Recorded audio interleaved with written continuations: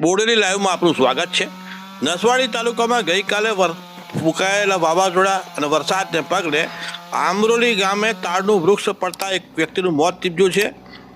આમરોલી ગામે આદિવાસી પરિવાર ઘરની બહાર સૂતું હતું, તે દરમિયાન વાવાઝોડું આવ્યું અને વરસાદ પડ્યો। ઘરમાં જતાં પહેલાં તાડનું વૃક્ષ અચાનક જ પડ્યું અને જે પરિવાર છે એમાં એક યુવાન છે, અરવિંદભાઈ પ્રભુભાઈ તડવી, આદિવાસી યુવાન 45 વર્ષનો જે ઇન્સેટ તસવીરમાં નજરે પડે છે તેનું મોત નીપજ્યું।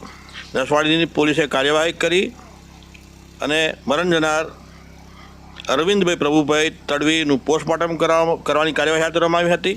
આ અંગે બસીભાઈ બચુભાઈ તડવી સ્થાનિક ગામના યુવાન છે, તેઓ પણ શું કર્યા તે આપણે આ વિડીયો બાદ જોઈશું, સાંભળીશું।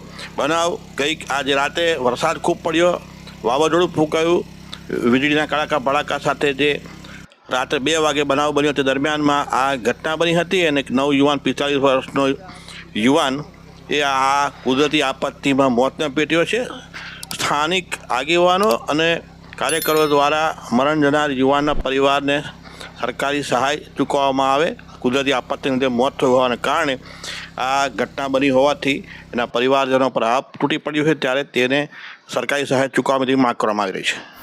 રાત્રે વાવાઝોડું આવ્યું ને એમાં તાર પડી ગયો, એમાં અમારા ભાઈ એક અરવિંદભાઈ હતા ને એ તાર પડ્યો, એમાં દબાઈ ગયા, દબાવાથી એનું મોત થયું। પછી દવાખાને લાવ્યા છે નસવાડી અને પીએમ કરવા માટે હમણાં એની કાર્યવાહી ચાલુ છે। એ બધું કામકાજ પતે એટલે પછી મંદિર બોડી આપે લઈએ। આ તો કુદરતી ઘટના છે, બરાબર।